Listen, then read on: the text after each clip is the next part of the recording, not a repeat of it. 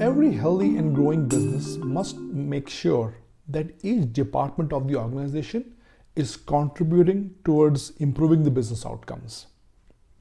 As an L&D leader, your job becomes that the workforce actually goes through the learning courses and is able to demonstrate improved skills and help improve the business outcomes as a direct result.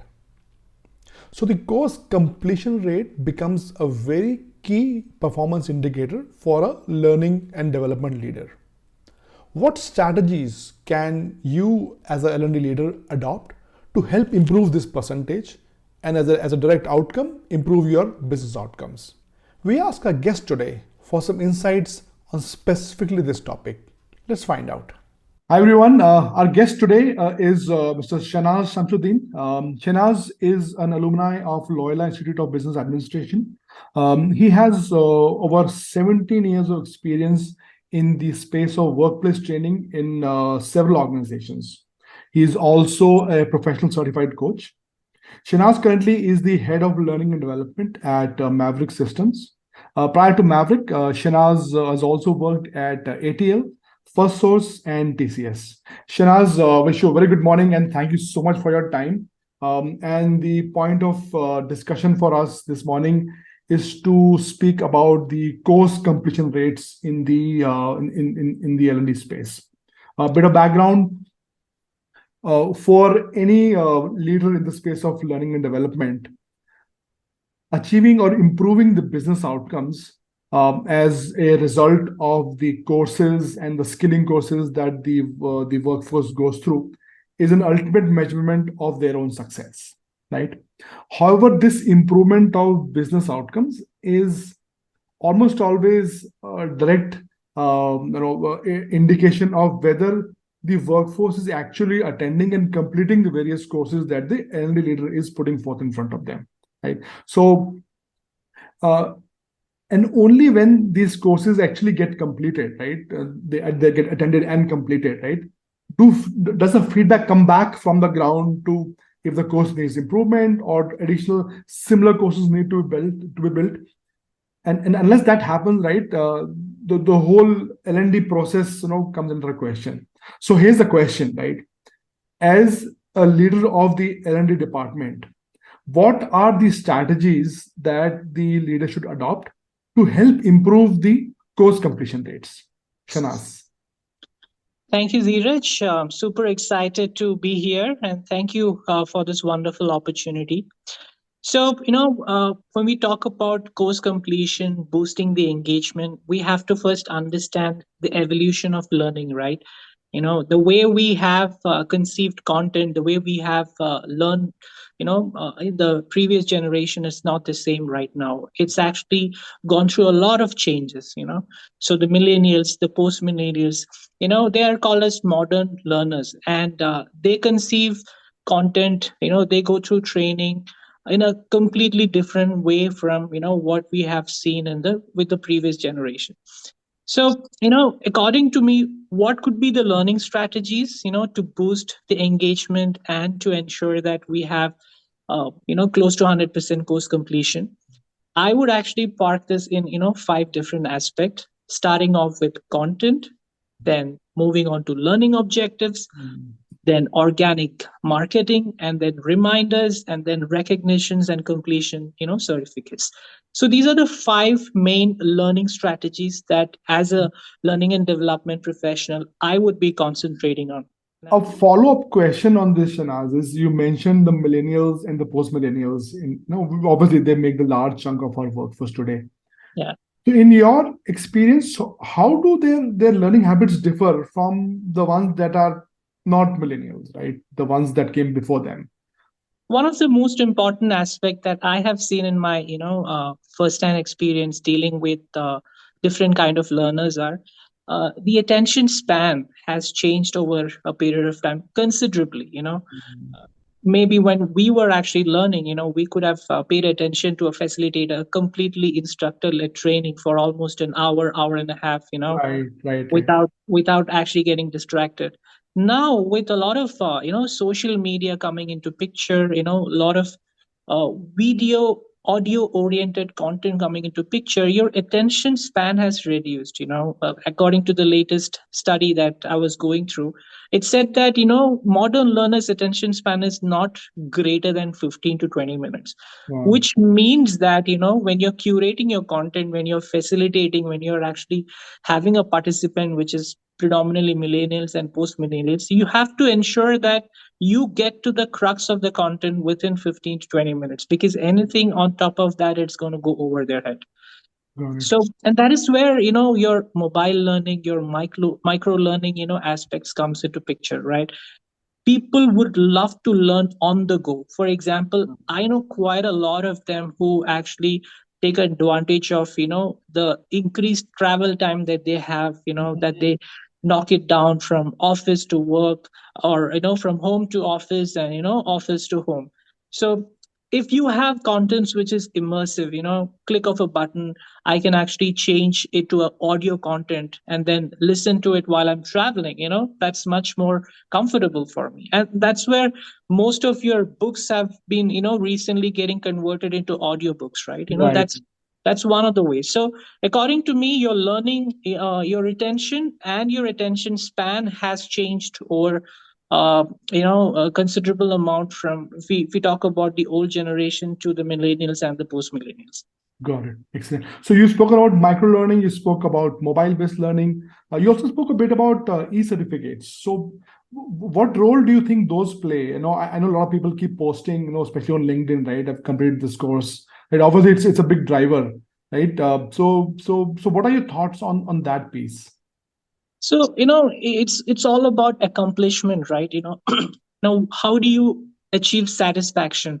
How do you get a feeling of accomplishment when you complete a course?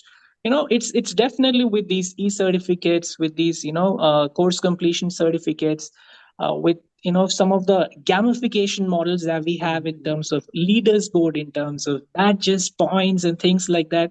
Again, it I'll take this conversation back to where I started from. It's a social media era, where people would love to learn in a much more immersive and engaged manner. Mm, So if you need to have these participants glued onto the content that we are actually running, we need to ensure that it has all these ingredients, right from your micro learning, which is like concise yeah, nuggets and quick references, not more than 10 to 12 minutes or 10 to 15 minutes. got it. Basically video based contents, and then moving on to making these contents available for them in their mobile devices, so that they have the flexibility of accessing the content wherever they are, and taking the content at their own pace. And Got it. then we move on to the gamification. It's again another world of gaming, right? There's a Mm, quite a lot of online game streaming that happens, and when you convert learning into gamified versions, you're actually converting fear into faith, right? mm, Learning a content is not easy, right? Especially when you are working professionals, it's definitely becomes a challenge. So mm. how can you reduce the complexity of learning, make it light for your heart and mind? The best way is the gamified versions of the contents. Super. And I think that's a brilliant perspective, right? Convert fear into faith. Yeah. That's a phrase to take forward.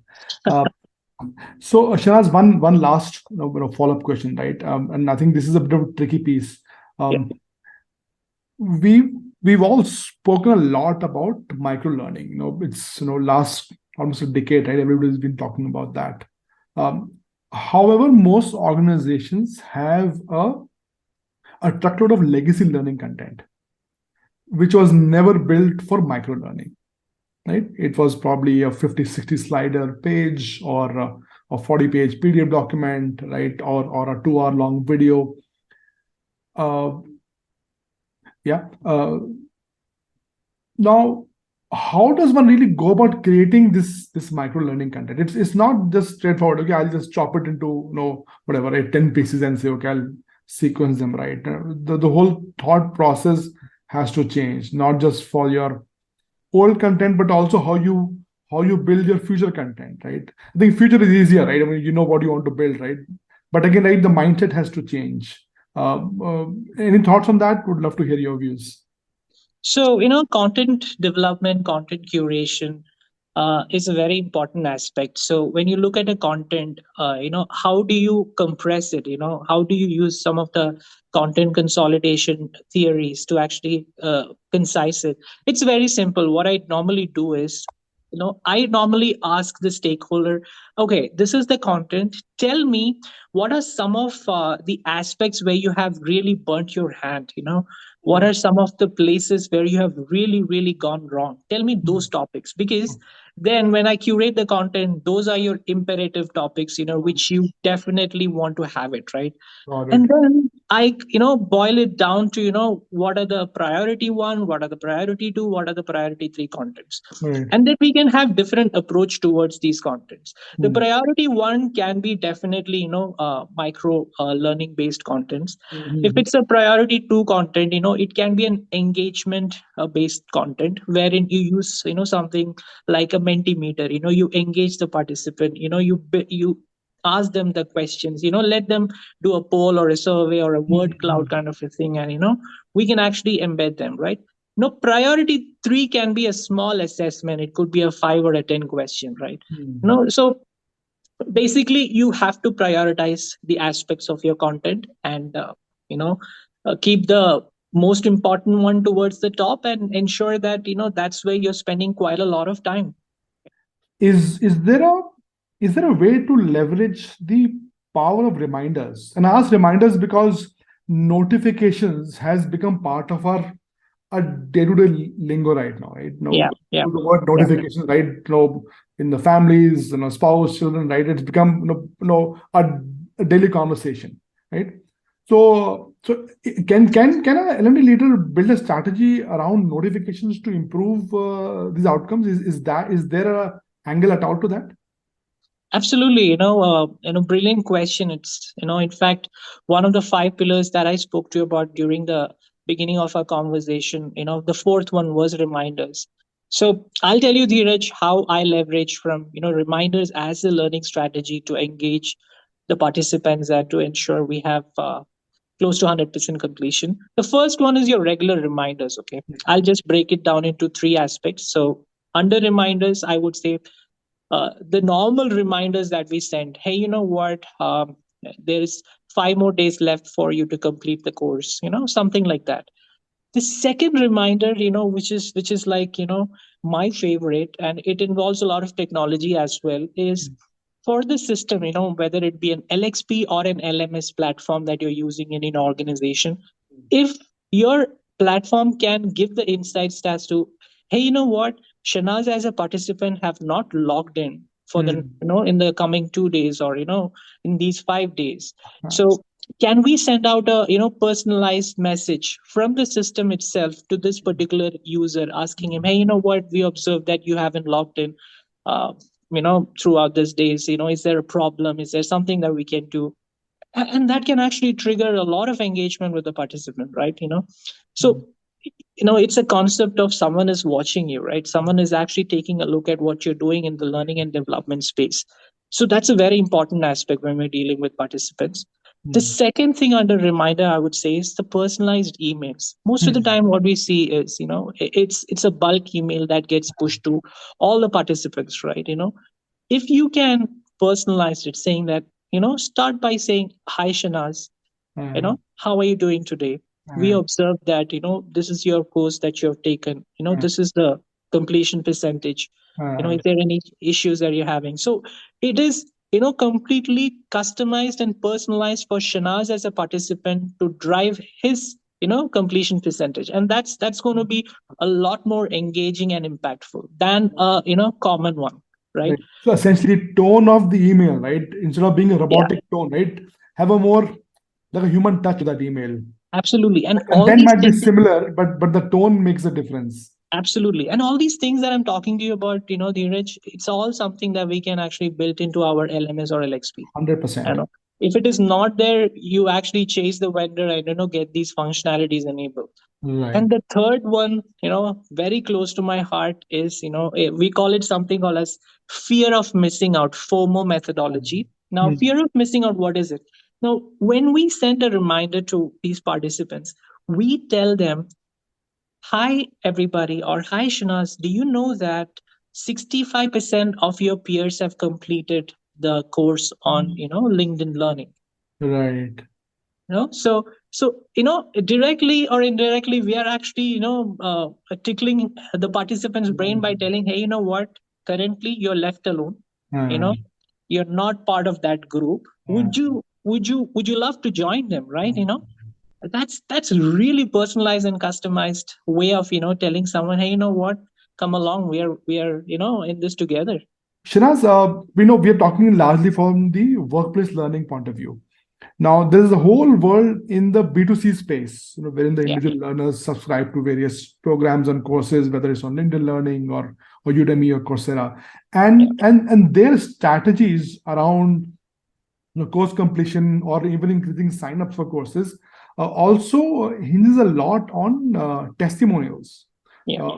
Your peers in either your organization or your peer groups in the industry at large.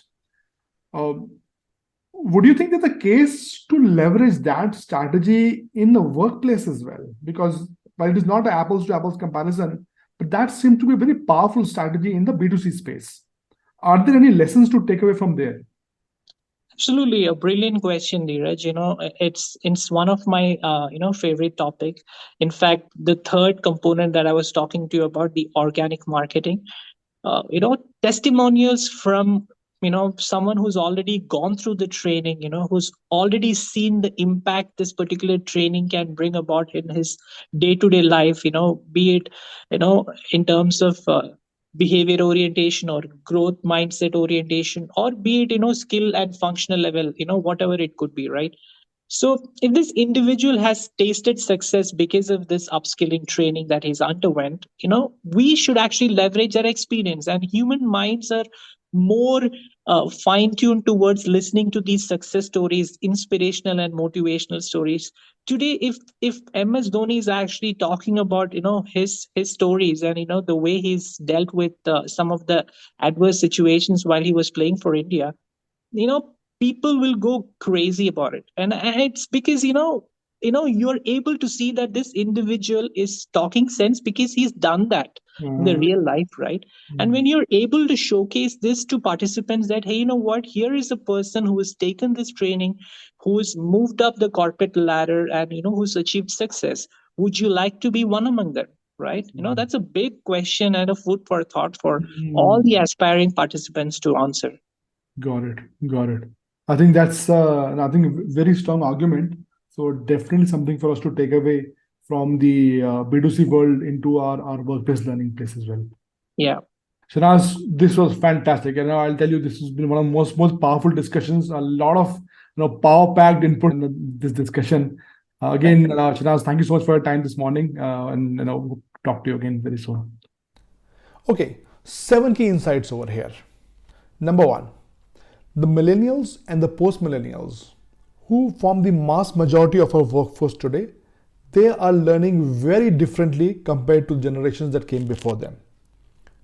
2, the attention span of the workforce today is dramatically different from what it used to be. Typically, what we've seen is that a learner in a workforce, in a corporate environment, is able to spend no more than 15 to 20 minutes in one single stretch, as opposed to some of us who have spent an hour, 2 hours sitting in a class non-stop. So that's a very important consideration. Number 3, as a direct outcome of the earlier insight, micro-learning and mobile-based learning have to be very, very central to your overall learning and development approach and strategies. Number 4, gamification. Not necessarily game playing, but gamification. Leaderboards, points and badges, they form extremely key component of our learning experiences going forward. Number 5, notification and reminders. They are part of our lives today, and we must leverage them to go and target the FOMO, or the fear of missing out amongst the learners when compared to their peers and their colleagues who are already leveraging the advantages of having gone through a course before. So yeah, so notifications and reminders. Number 6, E-certificates. Give your learners an option to convert their learning experiences once they've completed them successfully into an e-certificate that they can actually post out there on social media. It'll help build them a social credibility, as well as help your organization also showcase to your peers in the industry that you're investing in the learning of your work staff. Finally, number 7, a learning from the B2C world of EdTech. Testimonials. If there are learners in your organization who have gone through a specific course and they have tasted success, leverage their insights, leverage their inputs, and showcase it to your learners saying, hey guys, here's this course, look at this person who's gone through it, who's benefited, maybe gone through a promotion, gone on take on a new role, that'll go very, very far. So that was the last one, testimonials. We hope you found this useful. Until next time, take care.